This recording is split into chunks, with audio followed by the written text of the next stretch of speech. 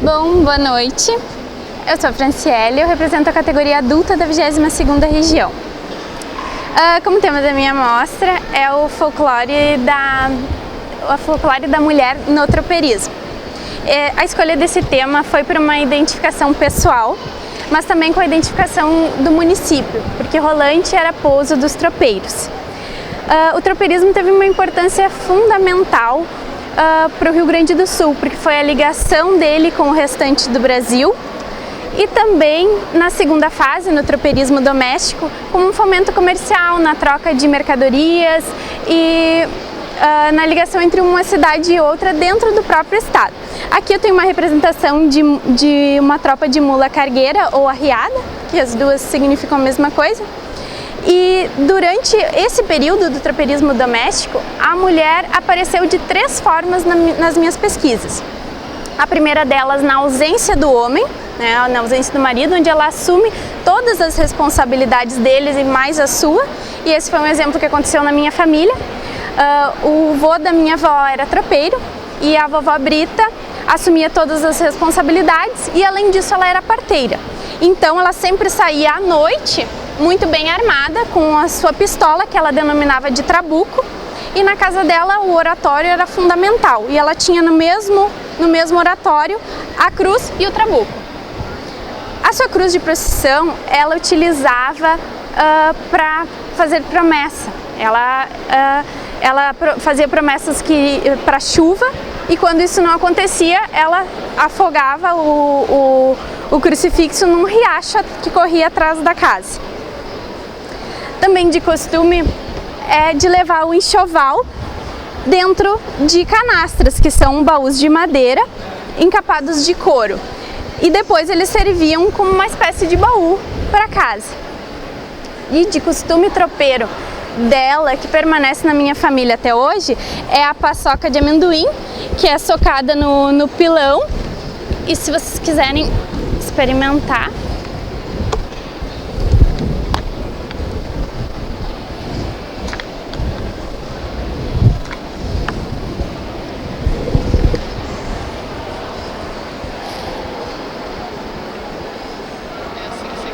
na verdade o tropeiro comia na mão.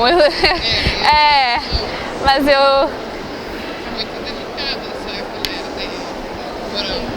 Como... O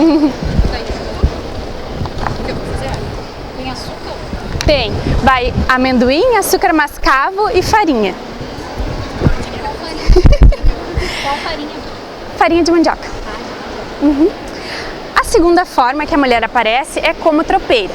E essa parte da minha pesquisa ela foi um pouco diferente, porque eu realizei ela no Senatro, que é o Seminário Nacional do Tropeirismo que acontece em Bom Jesus.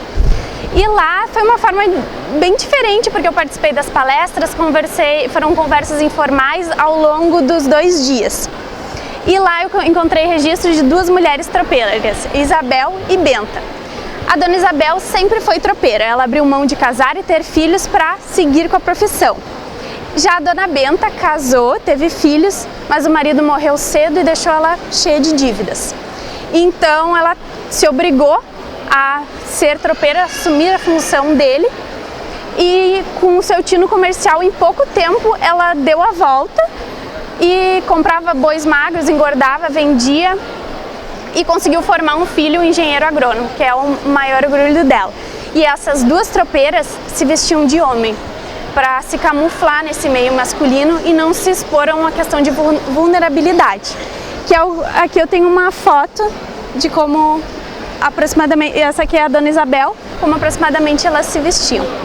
A terceira forma que a mulher aparece é como madrinheira, que para mim é a mais importante. A madrinheira, ela vai na égua madrinha, que carrega o cencerro, que tem um tilindar bem específico. Nenhum cencerro vai ter o mesmo barulho. Então a tropa vai sempre seguir a sua égua madrinha. Ela era o início da tropa e a garantia de que a tropa ia chegar no seu destino.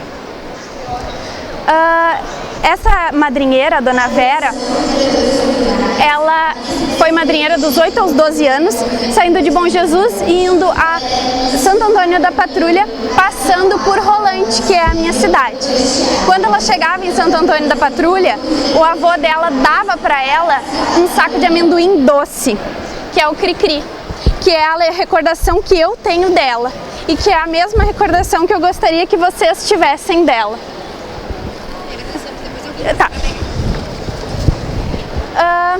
A segunda madrinheira que eu tive acesso aos relatos é a Dona Terezinha. Ela é mãe do Zoreia, o Marco Aurélio Ângeli, bem conhecido no mundo do tropeirismo.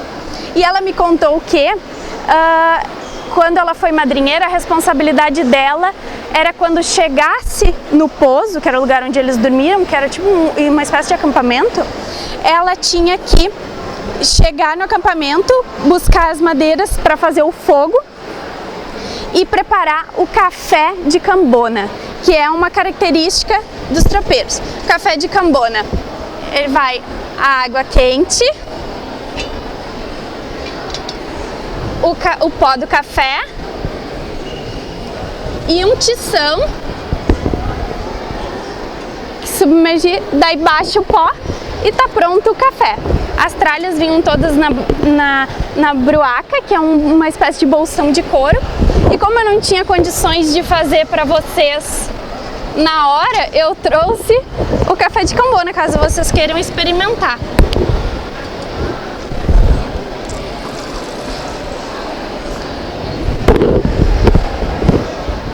Vocês aceitam?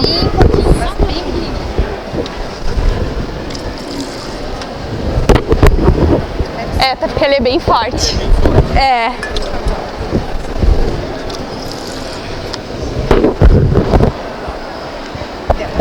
Tem gosto bem diferente. Precisa mais. Tá.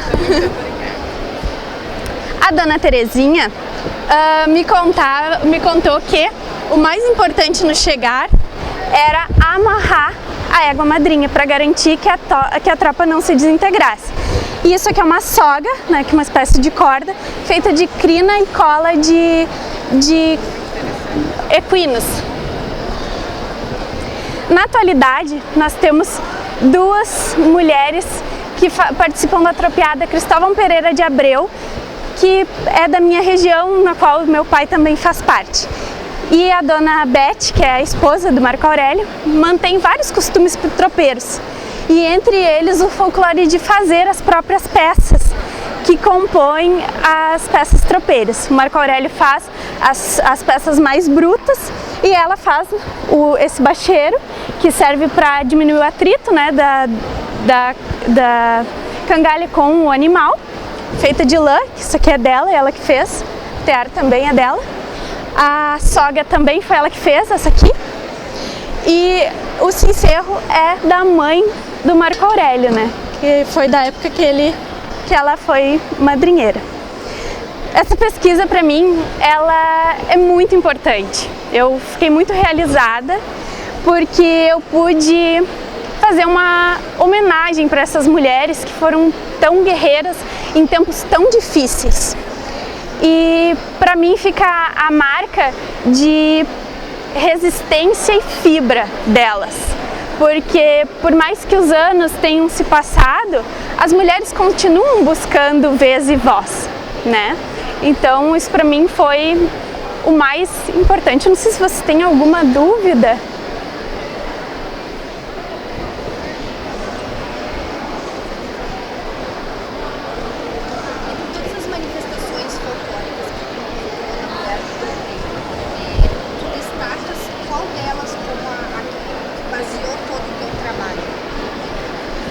A questão da madrinheira e suas características, ou aqui como funcionava o bacheiro?